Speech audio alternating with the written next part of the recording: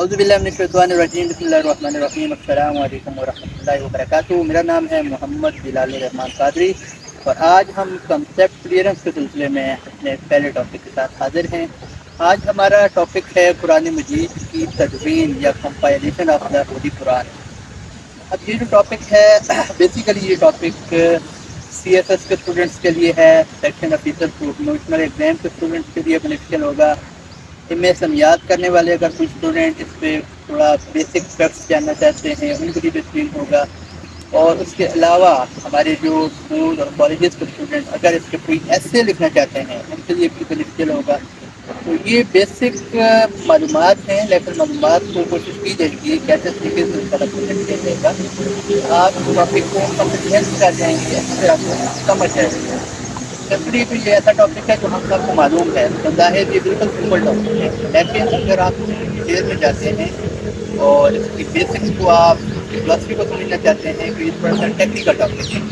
इसलिए पहला टॉपिक हमने यही चूज़ किया है। उसके अलावा जो लोग ये एग्ज़ाम नहीं दे रहे वो भी अगर सुनेंगे देखेंगे हमारे ईमान अक़ीदे का हिस्सा है। कुरान मजीद जिस तरह अल्लाह ताला ने नाज़िल फरमाया था इसी तरह आज हमारे पास मौजूद है। तो इसकी एक बेसिक दलील, बेसिक आर्गूमेंट्स आपके पास होने चाहिए।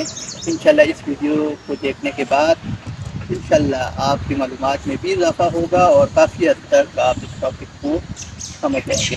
तो शुरू करते हैं। कुरान मजीद अल्लाह ताला की किताब है और अल्लाह ताला की आखिरी किताब है, जिसे अल्लाह ताला ने 23 साल के अरसे में वक्तन फ़वक्तन वक्त के हिसाब से नबी पाक मुस्तफ़ा सल्लल्लाहु से नाज़िल फरमाया। कुरान मजीद से पहले भी मुतअद्दिद सहाइफ़ और आसमानी कुतुब नाज़िल की गई और उसमें हज़रत आदम अलैहिस्सलाम के साथ सहाइफ़ का जिक्र मिलता है, लेकिन कोई उनका आज दुनिया में ऐसा सहीफ़ा मौजूद नहीं है। और फिर उसके बाद हज़रत शीस अलैहिस्सलाम, हज़रत इदरीस अलैहिस्सलाम, हज़रत इब्राहीम अलैहिस्सलाम के सहाइफ़ का जिक्र मिलता है। जो सबसे कदीम सहीफ़ा इस वक्त दुनिया में मौजूद है वो एक सहीफ़ा है हज़रत इदरीस अलैहिस्सलाम के सहाइफ़ नाज़िल किए थे। उनका कुछ हिस्सा जिसे हम डेड सी कहते हैं, बहीरा मुर्दार कह लें, उसके पास से कुछ ग़ारों से कुछ ऐसे नुस्खे मिले हैं कि जिनके बारे में कहा जाता है कि ये हज़रत इदरीस अलैहिस्सलाम से नाज़िल किया गया था सहीफ़ा और उसमें आखिरी नबी सल्लल्लाहु अलैहि वसल्लम की बिशारत मौजूद है। एक चीज़ जो आसमानी कुतुब में कामन है कि जितनी भी आसमानी कुतुब हैं अगर कि वो बहुत हद तक चेंज हो चुकी हैं, लेकिन उसके बावजूद उनमें नबी पाक सल्लल्लाहु अलैहि वसल्लम की बेशक की खुशखबरी तकरीबन तमाम कुतुब में मौजूद है। तब्दीली के बावजूद कुछ न कुछ ऐसे कॉन्टेंट्स आपको मिल जाते हैं जहाँ नबी पाक सल्लल्लाहु अलैहि वसल्लम का जिक्र किया गया है। अच्छा, अब हम आ जाते हैं, हम जो अपने 4 मशहूर आसमानी कुतुब को जानते हैं जिनके बारे में हमारे पास ऑलरेडी मालूमात हैं, उन कुतुब के हवाले से आपने नाम सुने होंगे, लेकिन वो कितनी मौजूद हैं इसकी थोड़ा सा रोशनी डालते हैं।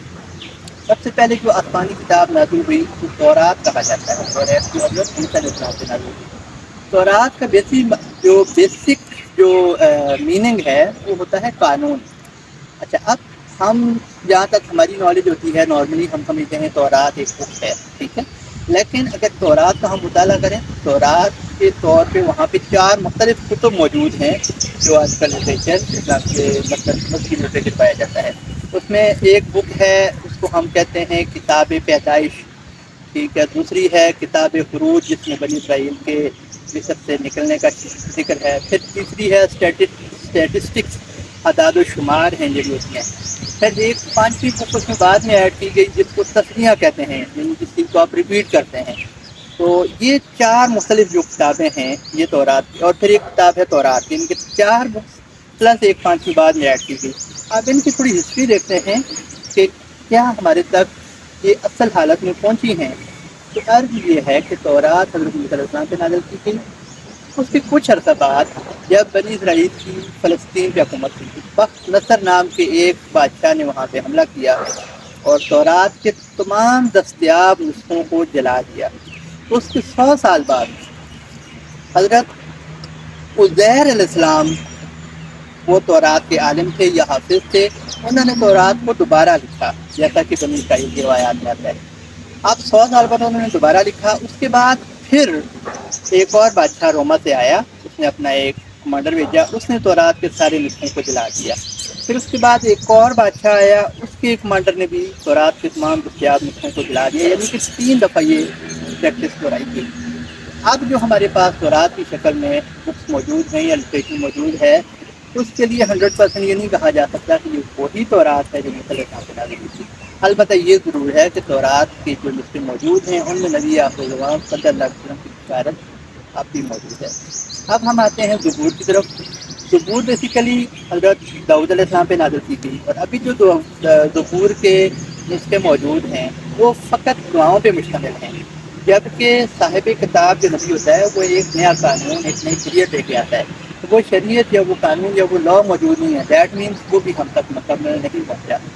اس کے بعد جو ہے حضرت عیسیٰ علیہ السلام پہ انجیل نازل فرمائی گئی۔ تو انجیل اب جو ہمارے پاس انجیل کے نسخے موجود ہیں وہ بھی 4 مختلف نسخے موجود ہیں۔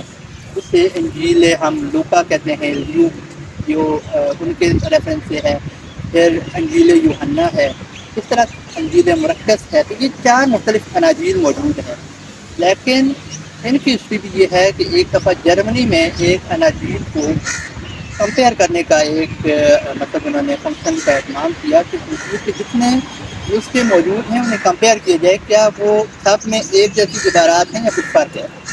تو 3 4 سال 5 سال یہ پریکٹس چلتی رہی۔ تو اس کے بعد جو پوری رپورٹ شائع ہوئی اس میں کہا گیا تھا کہ انجیل کے دستیاب نسخوں میں اب بھی 42,000 سے زیادہ آپس میں فرق ہے، یعنی کہ 42 پوائنٹ یا 42 مقامات ایسے ہیں جہاں پہ ہر نسخے میں کچھ اور لکھا ہوا ہے، ایک میں کچھ اور ہے، دوسرے میں کچھ اور ہے، تیسرے میں کچھ اور ہے۔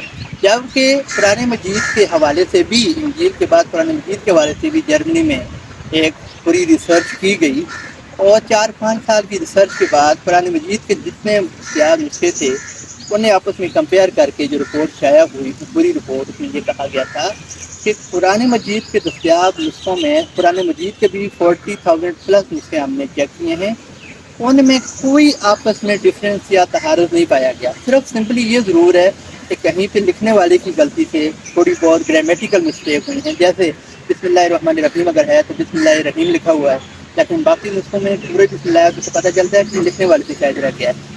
باقی اس کے مفہوم میں، اس کے ورڈز میں، اس کے اسپیلنگ میں کہیں پہ کوئی تحارف نہیں پایا گیا، یعنی کہ ہمارے پاس آج جو قرآن مجید موجود ہے یہ وہی قرآن مجید ہے جو نبی پاک صلی اللہ علیہ وسلم سے نازل کیا تھا۔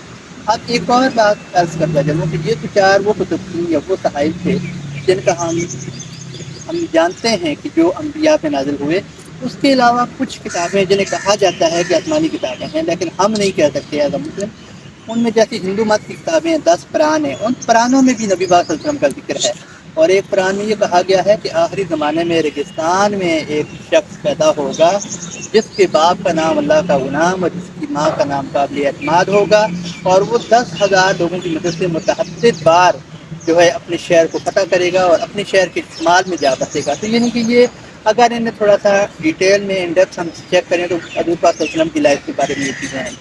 پھر اوسطا ایک کتاب ہے زرتشت مذہب کی، اس میں بھی نبی پاک صلی اللہ علیہ وسلم کی کچھ تقریر موجود ہے، لیکن چونکہ ان کے بارے میں ہم یہ نہیں کہہ سکتے کہ یہ اللہ تعالیٰ نے صاحب نازل کیے ہیں یا نہیں کیے۔ اب ہم آتے ہیں قرآن مجید کی طرف۔ قرآن مجید نبی پاک صلی اللہ علیہ وسلم پہ 23 سال کی مدت میں نازل ہوا، اور سب سے پہلی سورت سورہ الگ کی 5 آیات نازل ہوئی۔ اب اگر قرآن مجید کی ہم ترتیب کا جائزہ لیں، سورہ الگ سب سے پہلے نازل ہوتی ہے، ابھی ہم قرآن مجید کو جب ہم کھولتے ہیں تو سورہ الگ آخری پارے میں ہے، اور اگر صورتوں کو ہم گنیں 114 صورتیں ہیں تو 96 نمبر پہ سورہ الگ ہے۔ دیٹ مینس کہ قرآن مجید کی جو ترتیب ہے یہ نزول کے حساب سے نہیں ہے کہ جیسے نازل ہوا وہ ترتیب نہیں ہے، بلکہ اس کو ہم ترتیب توفیقی کہتے ہیں۔ ترتیب توفیقی کا مطلب ہے کہ جیسے اللہ تعالیٰ نے نبی پاک صلی اللہ علیہ وسلم کو حکم دیا کہ اس کو اس طرح ارینج کرنا ہے آپ نے، ایسے آپ صلی اللہ علیہ وسلم صحابہ کو بتاتے تھے کہ فلاں آیت فلاں صورت میں فلاں آیت سے پہلے یا فلاں آیت کے بعد دیکھیں۔ اب اس کی حفاظت کا یا اس کی ارینجمنٹ کا حضور پاک صلی اللہ علیہ وسلم نے کس طرح سے انتظام کیا تھا، اس کی طرف آتے ہیں۔ جب حضور پاک صلی اللہ علیہ وسلم پہ کوئی آیت نازل ہوتی تھی تو آپ صلی اللہ علیہ وسلم اسے یاد کر لیتے تھے، پھر صحابہ کو بلا کے صحابہ کے سامنے تلاوت فرماتے تھے، انہیں کہتے تھے اس کو یاد کر لو، اس کو نمازوں میں دہرایا کرو۔ پہلے 2 نمازیں تھیں، 2 دفعہ دہرایا جاتا تھا، پھر معراج میں 5 نمازیں ہوں گی تو وہی آیت 5 دفعہ دہرائی جانے لگی۔ اور پھر یہ بھی فرمایا کرتے تھے کہ اس کو لکھ لو، جو صحابہ لکھنا پڑھنا چاہتے تھے وہ لکھ لیتے تھے۔ اب قرآن مجید کا جو سب سے پہلے لکھا ہوا نسخہ تاریخ میں جس کا ذکر ملتا ہے، وہ جب ہم حضرت عمر رضی اللہ تعالیٰ عنہ کے ایمان کا واقعہ پڑھتے ہیں تو وہاں پہ کیا ہوتا ہے کہ حضرت عمر رضی اللہ تعالیٰ عنہ اپنی بہن کے گھر میں جاتے ہیں تو وہ قرآن مجید کی تلاوت کر رہی ہوتی ہیں، تو وہ کہتے ہیں کہ مجھے دکھاؤ تم کیا پڑھ رہی ہو، تو وہ کہتی ہیں کہ عقل پاک ہو کے آئے نا، پاک اس کو ہاتھ نہیں لگاتا، لا یمسہ الا المطہرون، وہ غسل کر کے آتے ہیں تو پھر وہ قرآن مجید کی آیات ان کے سپرد کی جاتی ہیں۔ دیٹ مینس اس زمانے میں بھی یہ 5 نبوی کا واقعہ ہے، یعنی کہ نبوت کے اعلان کے 5 سال بعد اس زمانے میں بھی قرآن مجید لکھا جاتا تھا۔ دوسرا واقعہ ملتا ہے جب بیعت عقبہ ثانیہ، یعنی کہ مدینہ کے لوگ آئے نبی پاک صلی اللہ علیہ وسلم سے بیعت کرنے، اور آپ صلی اللہ علیہ وسلم کو انہوں نے گزارش کی آپ ہجرت کر کے مدینہ شریف آ جائیں، تو وہاں پہ ایک مدینہ سے شخص آیا جس کو نبی پاک صلی اللہ علیہ وسلم نے کچھ آیات لکھی ہوئی تھیں، یہ جا کے پڑھا کرو اور پڑھایا کرو، یعنی کہ شروع سے ہی قرآن مجید لکھنے کا انتظام موجود تھا۔ آپ دیکھیں 2 چیزیں ہو گئیں، سب سے پہلے آپ نے یاد کرنا ہے، پھر آپ نے لکھ لینا ہے، اور پھر ایک اور اہتمام یہ تھا کہ جو لکھ لیتے تھے اس کو فرام ٹائم ٹو ٹائم نبی پاک صلی اللہ علیہ وسلم کو سنا دیا جاتا تھا کمپیئر کرنے کے لیے کہ کیا کسی کی رائٹنگ میں کوئی کمی بیشی تو نہیں رہ گئی۔ یہ 3 انتظامات ہو گئے پہلے دور میں، اور پھر حضور پاک صلی اللہ علیہ وسلم کی ہجرت کے بعد مدینہ شریف میں ہر سال حضور پاک صلی اللہ علیہ وسلم رمضان میں اس سے پہلے جتنا قرآن مجید نازل ہوتا تھا اس سارے کو ایک دفعہ صحابہ کے سامنے ریپیٹ کر دیا کرتے تھے کہ آپ اپنا نسخہ لے آئیں جو آپ نے لکھا ہے، اور پھر جب میں پڑھوں گا تو کمپیئر کرنے کہیں کوئی کمی بیشی تو نہیں ہے۔ اور پھر نبی پاک صلی اللہ علیہ وسلم نے اپنی حیات مبارکہ کے آخری سال میں 2 سال قرآن مجید کا یہ دور کروایا، قرضہ کہتے ہیں، قرضہ آئین پیش ریت واد ہے قرضہ۔ قرضہ کا مطلب یہ تھا کہ صحابہ اکرام اپنے نسخے لے کے آئے، نبی پاک صلی اللہ علیہ وسلم نے انہیں بھی سنایا اور صحابہ نے اپنے نسخے نبی پاک صلی اللہ علیہ وسلم کو بھی سنائے، اور اس سے پھر ڈبل کمپیئر ہو گیا کہ کسی نسخے میں کوئی کمی بیشی تھی تو وہ کور ہو گئی۔ اس کے بعد میں یاد کرتا قرآن مجید کی کمپائلیشن کے حوالے سے ہم پہنچے ہیں قرضہ تک۔ ہر سال نبی پاک صلی اللہ علیہ وسلم قرآن مجید کی روین کر دیا کرتے تھے، صحابہ اپنے نسخوں کو کمپیئر کر دیا کرتے تھے، اور نبی پاک صلی اللہ علیہ وسلم کی حیات مبارکہ کے آخری سال میں 2 دفعہ یہ روین کی گئی۔ اب اس میں قرآن مجید کی جو کمپائلیشن کا نیکسٹ دور ہے صحابہ کرام کا، اس پہ انشاءاللہ ہم اگلی ویڈیو میں بات کریں گے، تاکہ جو حقائق ہیں آپ اس میں مکس نہ ہو، آپ اچھی طرح کمپریہنس بھی کر لیں، یاد بھی کر لیں۔ لہٰذا اس کے باقی جو اس ٹاپک کے حوالے سے کانٹینٹس سے انشاءاللہ نیکسٹ ویڈیو میں شیئر کیے جائیں گے۔ السلام علیکم ورحمۃ اللہ۔